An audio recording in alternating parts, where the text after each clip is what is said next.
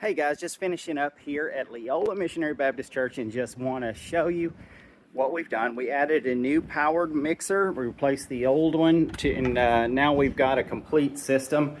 Originally we installed Control 29 AVs here at the front for our main speakers, and then you have existing stage monitors here on each side that are connected. Here the new powered mixer is the Yamaha EMX5. It's a 536 watt 8-channel mixer, very similar to what you had, a little bit more power, which is nice for the JBLs. But let's go over it real quick and then we'll talk about some other things. The basic things that you need to know about a powered mixer is that on the left side typically are our inputs, and then on the right is what is called the main section. If you want to get technical, all of these are called channel strips. So we've got our input from the stage input 1, 2, 3, 4, 5, and 6. And then we've got the lapel microphone, which is the wireless unit that is sitting in the sound booth opening here. And then we've got inputs for either right now the CD player is connected, but there's also the cable for an iPhone sitting here that can be plugged in as well. If you want, there's also an auxiliary input on that channel. Let's start with 1. So if I have a microphone plugged into, and there is a microphone plugged into stage input number 1, that is connected to this mixer right here. So everything vertical of this is the channel strip for number 1. So in other words, everything in this channel strip controls this input, from tone to volume to routing to all kinds of things. So let's start at the top. Up here at the top is our green knobs. These green knobs on the Yamaha, they'd like to color code things, and so that's nice. The green knobs are our tone control. So we've got high, mid, and low. Treble, mid, and bass, if you want to call it that. So if of course, you know how this works. If I boost this past 12 o'clock, I'll get a lot more high end, a lot more treble, a lot crisper sound, but also a risk of feedback, squeal and stuff like that. And then mid is where our human voice lives. If I boost it past 12 o'clock, it gets a little bit more canny. If I cut it down, it gets real thin sounding. And then my low, if I boost it up, it'll get real boomy. If I cut it too much, it will get kind of flat sounding. Just under that is the aux. It says aux 1. So the blue knobs are our monitor volume control.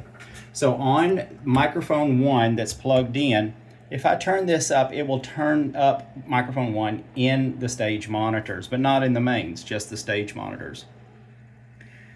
Then if you follow those all the way across, you have a master volume knob here as well. Just under that is the effects knob. We're not using that. It does have onboard reverb and delay and all kinds of stuff. We won't get into that just now. Right under that is our level control for that monitor. Big white knobs all the way across. The big white knobs are the volume control in the mains for microphone 1.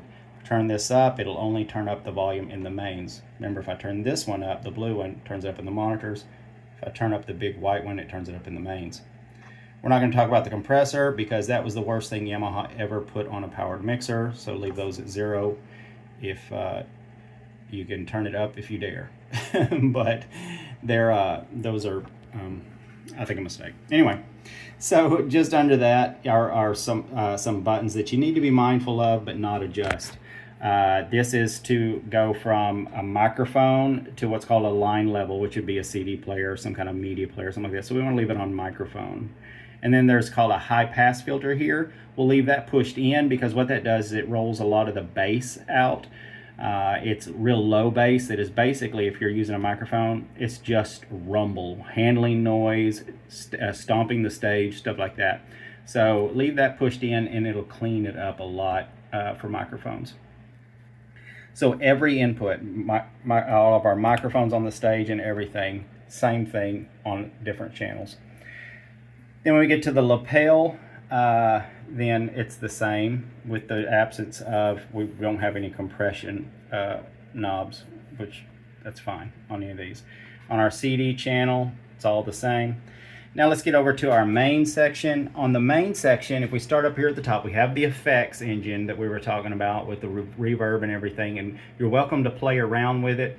It gets a little complex, and we can talk about that at another time if you'd like, if you want to start using it. And then just under that, this is our master main section. We've got our monitor volume master here, which turns up the volume for all of the channels in the front monitors. It just turns up the overall volume in the monitors. Same thing for the mains, the big red knob right here. Just above it, something called a feedback suppressor that they built in, which is kind of nice. It'll filter out if it hears feedback. It'll try to take care of it for you. Not foolproof, but it does help.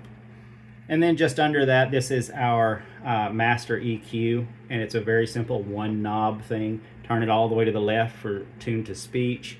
The music is 12 o'clock. All the way to the right is more of a DJ setup, so it'll boost the bass. So somewhere between speech and music is kind of nice. It's not so bassy. It's still really clear, but if you ever play back music, it doesn't sound thin. So that to me is a nice place for it.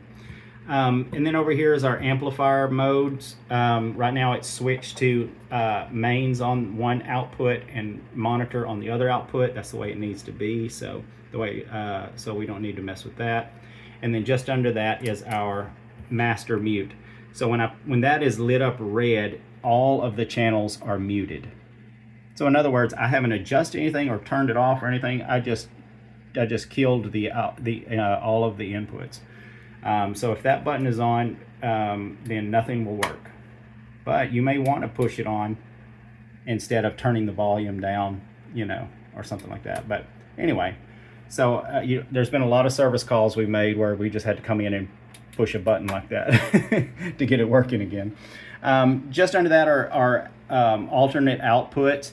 Right now we've got the to rear speakers here, so that's an output that needs to stay in place. And then just under that is the output that you had for the camera or the live stream. That is output to that. So that's there.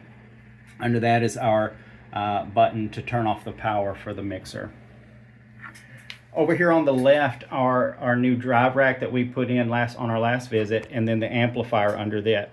So what this is it controls time alignment and EQing and a lot of different things for our rear delay speakers. And then this is the amplifier for those speakers, for the 4 rear speakers that we've installed. It's completely passive. It works in conjunction with the main output of here, so you don't have to make any adjustments over here. Just know that when you turn it up here, it's going to be turning up the rear speakers as well. And then under that are your CD changer and your tape deck that were already here. To turn everything on and off, I would recommend just using the power strip over here, and because it will turn off everything when you hit that power strip, and I think that would be good. It gives everything a longer lifespan if you power it off after services, and also if there's an electrical event like lightning or something like that, if it's powered off, it's less likely to suffer damage.